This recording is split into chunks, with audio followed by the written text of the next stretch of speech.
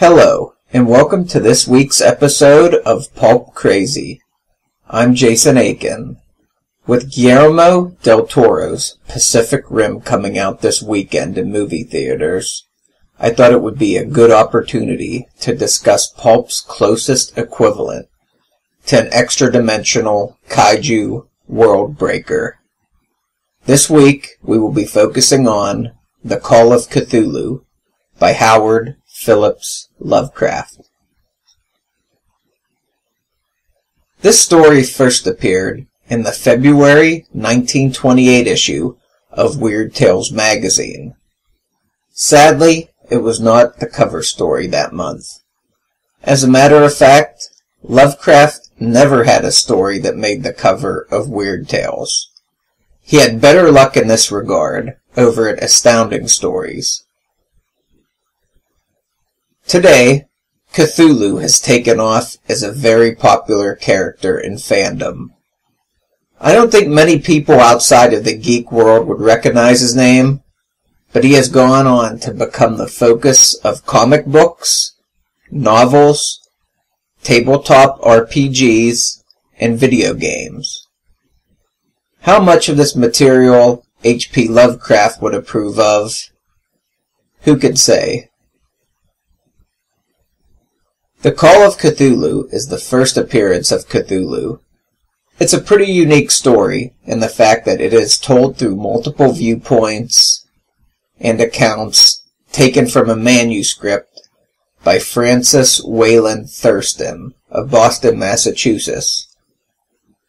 This manuscript was comprised of various notes collected from his granduncle, Professor George Gamble Angel. Cthulhu himself is not the main character per se, but he is a mysterious deity who the story focuses on. Cthulhu, along with his cult, are the primary antagonists of the story. Given the format of how this is being told through a manuscript that is made up from the investigative work of two people, which are made up of other people's observations and experiences, to say this doesn't read like a usual straightforward pulp story is an understatement. It takes a bit of getting used to, and it's easier to keep track of the narrative, at least for me, when reading it rather than listening to it.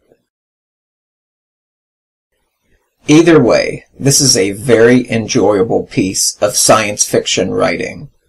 You feel like you were right there researching the Cthulhu cult along with Thurston and Angel.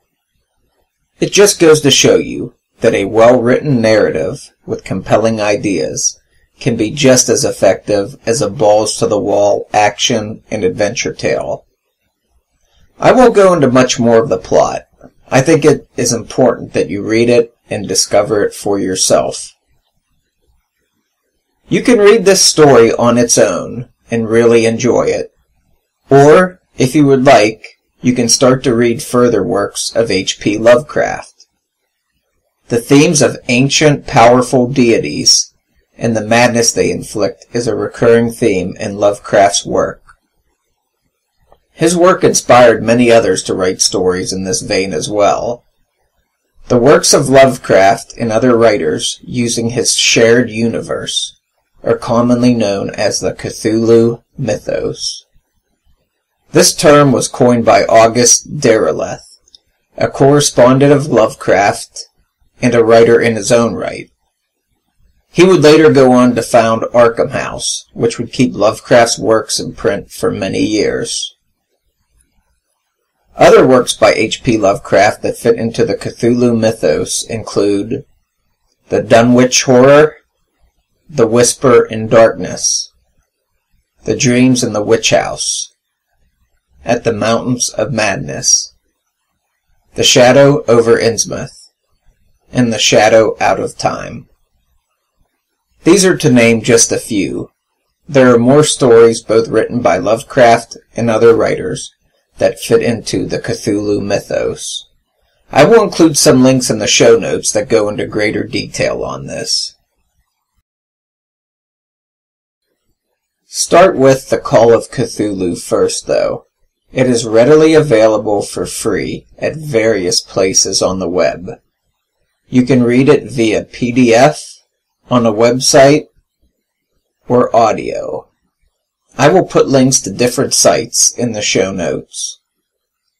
I apologize for the lack of H.P. Lovecraft info in this episode, but I am not as familiar with him as I am his friend Robert E. Howard, which is to say I haven't read as much of his work or read nearly as much about him as I have Two Gun Bob, as H.P. Lovecraft referred to Howard. What I have heard about Lovecraft is very fascinating. A great source is a BBC audio documentary on Lovecraft called Weird Tales: The Strange Life of H.P. Lovecraft. Another good source is the Book Cave episode devoted to H.P. Lovecraft. Art Zippo gives a great hint on what collection to buy in regards to getting started reading H.P. Lovecraft. He recommends the Best of H.P. Lovecraft, Black Seas of Infinity, from the Science Fiction Book Club.